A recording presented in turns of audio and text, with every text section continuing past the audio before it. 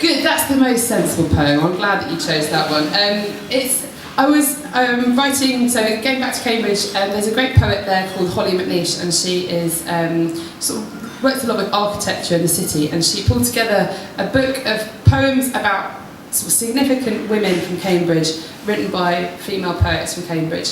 And she came to me and she's like, "Hello, would you like to write a poem for this?" I was like, "Yes, I really would. I know lots of famous female people from Cambridge." And she's like, "Oh, well, okay.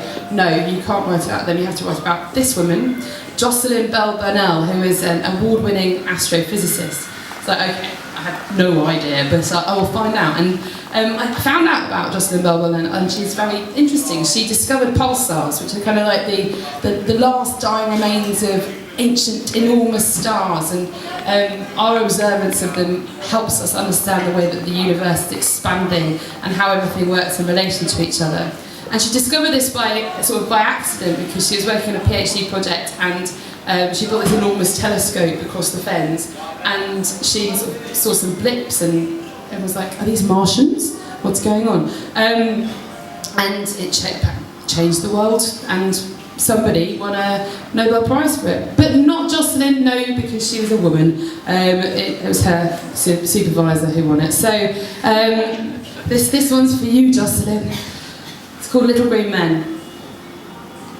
A thick halo of light rings your eye. Child's lashes flicker in the morning sun. Lay flat against a waxen eyelid as you fight the urge to blink. Curious, if unimpressed by classroom chat and syllabuses, your brain skirts the universe in bold leaps, set free by a visit to the observatory. Icarus would have envied your wings. A blink, a pulsing flash of time, and you're blinking back the Glasgow rain in classes where girls who listen and answer but knit booties for future babies under their books. Men don't like girls who are too clever, they say. But you're watching the shutter slide over the telescope's voyaging eye, feeling your heart jump as it's pushed to the lens, the havoc the stars play on its strings. This is it.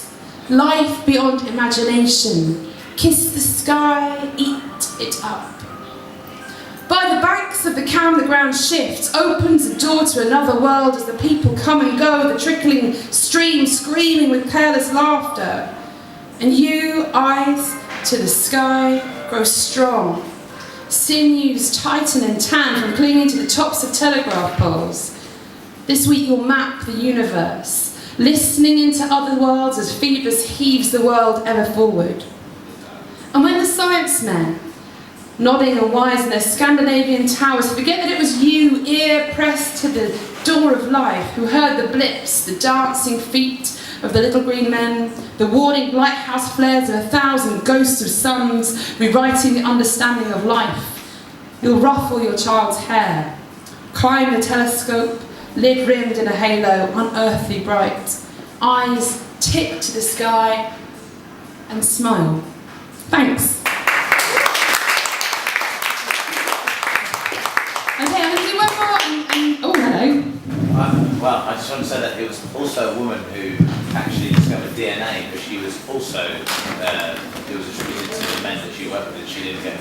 Again! I think we should write an entire series of songs and poems, which other people will be like, really? Yeah. Really must you? But we should. It should be done, and possibly done in a comedy fashion to rap. I think we get a lot more traction.